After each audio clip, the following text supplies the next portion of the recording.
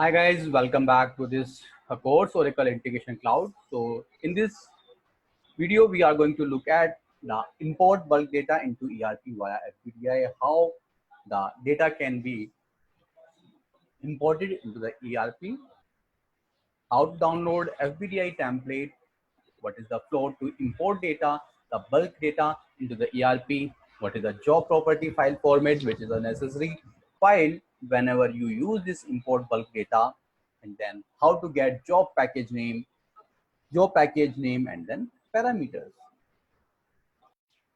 So let's get started. Import bulk data into ERP. So in order to import the bulk data into a ERP, there's a tool called file-based data import, which is called FPDI. FPDI allow you to import bulk data into the ERP. FPDI is the best way to get mass conversions done in the shortest time. So this FPDI tool allow you to import bulk data whenever you have a requirement to import a bulk data into the ERP. So you can use this FPDI. So FPDI is a general approach. This is the feature of ERP in order to upload the data into the bulk. So this strategy, this tool can be used whenever you have a data from some different data sources, like some external sources, and you wanted to migrate that data into the ERP. Then you can use this FPDI approach to import into the ERP.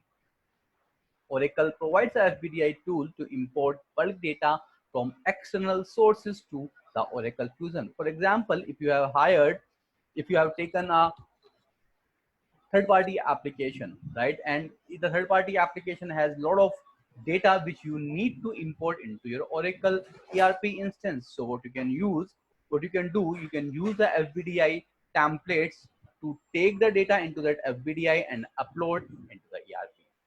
So before we upload the bulk data, we have to create a FPDI template.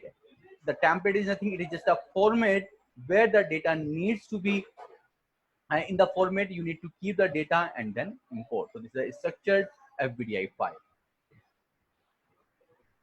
from where the FPDI templates can be downloaded.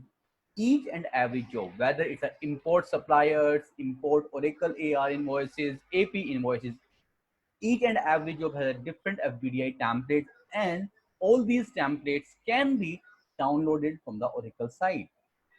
Let's take an example of import supplier. If you wanted to import the suppliers into the bulk, then you have to open this link, and from there you have to go to the supplier models and then click on the import suppliers.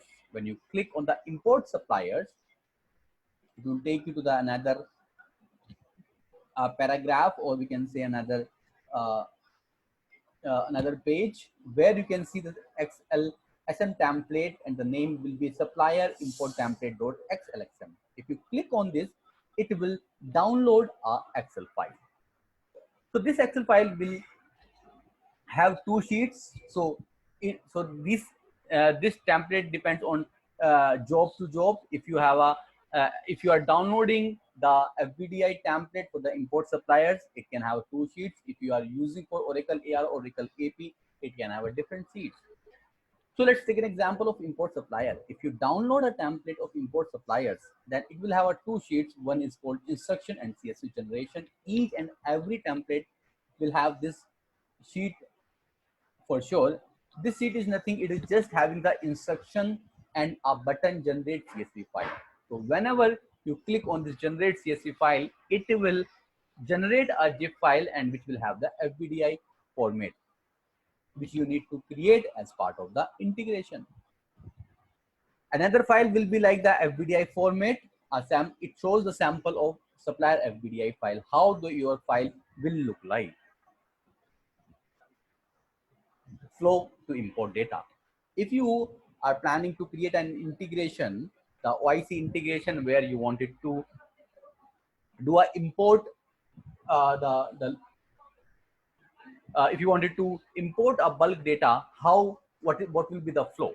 So let's take an example of the import suppliers only. And here what I'm showing is we have an external source like the SFTP, from where we have a different files coming from the external sources. We wanted to convert this file into the respective FBDI format, like this import, like the suppliers format, and then I will upload this file into my ERP system. I can merge all the files which I have from my source system, or I can upload the files one by one after converting into the FBDI. So how your flow, how your process will look like. So first you need to create a schedule process for each and every type of import. You create a schedule process because it is a long running process, because the data may be huge. List files from SFTP, because why I'm listing it is because there might be different files. So first you need to list the files from SFTP, loop over the files. After you loop over, you have to download a file into stage. It is because the file which you trying to read, it might be a more than 10 MB. So it is better approach to first download a file into a stage and then read a file into chunks. After you read into a chunk, a separate block will be created, and in this block you can create a FBDI file from the data which will be read from the staging. So once all the records will be read successfully, after that you will create a job property file. In the next slide, I will show you how to create a job property file, which is again a important thing. Once your FBDI file and then zip, once your FBDI file and the property file is ready, both the files you will create on the staging, and after that you will zip the FBDI file plus the job property file. And then once the zip file will be ready, you will upload the zip file into the ERP. So you need to run this loop till the time all files will be looped over. Totally depends on your requirement. You want to merge all the files into single FBDI file, or you wanted to create a separate FBDI file for each and every source file and then upload it. Totally depends on your requirement. So if your requirement is to create a separate FBDI file, then do each and everything in the loop. Otherwise, you can create a single job file after the for loop and then zip it and then upload into the ERP. Now, in the previous slide, we have seen the fourth step, create a job property file. So there's a format of a property file. As a part of step 4, in the previous slide, we need to generate a property file that requires job package and name, including list of job parameters when submitting respective bulk import job. The format of the property file should be like this, like the job package name, comma, job definition name, comma, zip file prefix, and then param1 to param_n. So this will be the format of your file whenever you will create your properties file. Make sure the file name can be anything of this property file, but make sure the extension must be .properties. Job property file format. So the first parameter, which is called job package name, it can be extracted from the ERP and which represent the path of the job which you are going to load. For example, if you choose import supplier job, then the package name would be /oracle/apps/erc/prc/poz/supplier import/. So this will be this will become the first parameter value in your file. You can hard code it this path, or you can take it from the lookup as well. The second parameter, which is called job definition name. The job definition name is the second parameter, which again can be extracted from the ERP, which represents the ERP job name. For example, if we take an example of import supplier, the job definition name would be import suppliers. So this will become the second value of your property file. You can hard code it or you can take it from lookup. The third parameter value, zip file prefix. Zip file prefix is a third parameter, and it is the name of zip file which you create as part of your integration. For example, if the zip file name is like POZ suppliers int underscore date and time dot zip. Let's suppose you are creating this zip file and which can contain a .csv file, which is your FBDI file, and then properties file.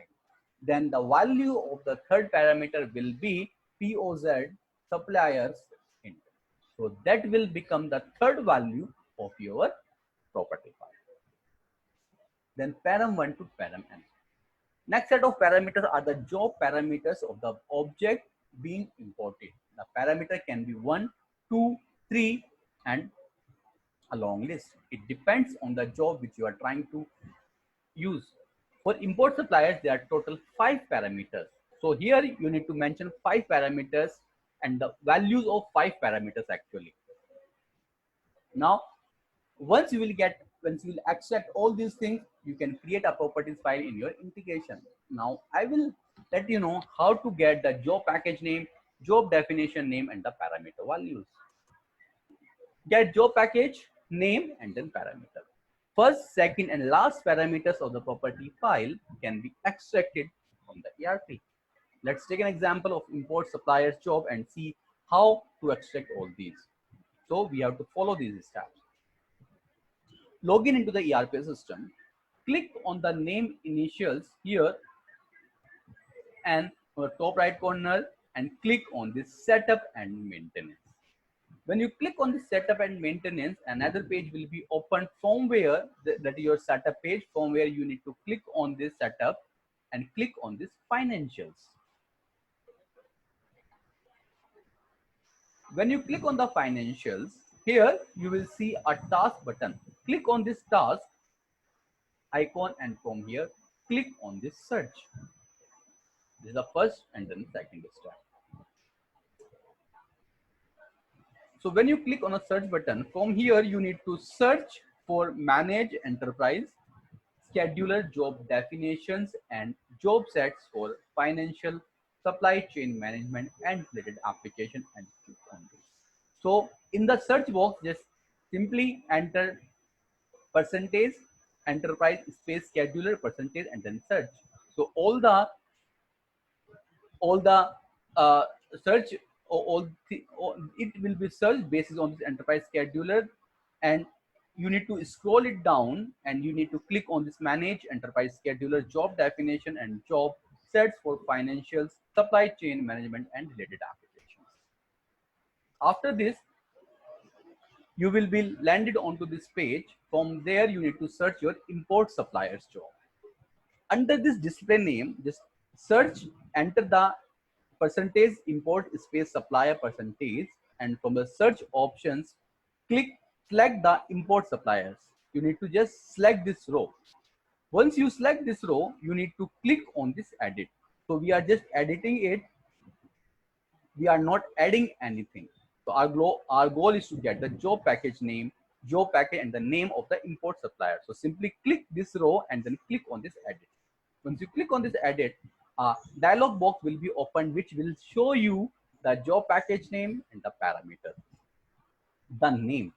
The name is the job name which will become the value of the second parameter of your file. The path, this is the job package, this is the path, this will become the value of the first parameter in your properties file. And here you see there are total 5 parameters which you need to pass, like the import options, report exceptions, batch ID, report exception display, import options. So here you need to pass 5 parameter values. So here you can see the data type of each and every parameter: string, string, string, string, string. The first parameter value you can set default value as a new. The second will be the n, and apart from this you can leave as it is, or you need to set hash null if you don't have this value, but each and every property is required. So the final content of your properties file will become the path. Here you see the value of first parameter oracle/apps/ess, and then second will be the import suppliers, that is your second parameter which comes under the name, and then the POG suppliers int. So this is the zip file name prefix and then new, the first parameter. Here you see the new, and then n, the second parameter value, and then last three parameter I'm just setting hash null, and then hash null. So this will become the final content of your properties file. Now I will go back to the my browser and will show you from where to download this the template. Let me log in. So here I have just opened this particular link, and from here click on the supplier model and then import suppliers. Once you click on this, you will come on this section. From here click on this supplier import template.xls. Click on this, it will download a Excel file. Let it be downloaded.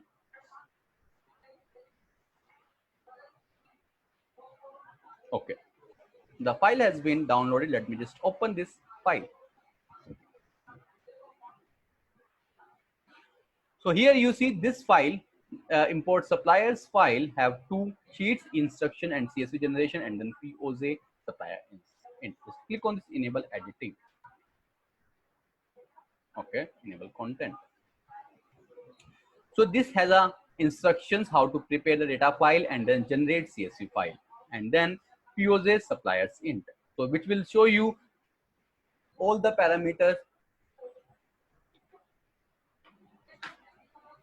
which will show you the format of your FBDI file. So this is how your FBDI file will look like. The batch ID, import action, supply name, test organization type, supplier type. So all these you need to create.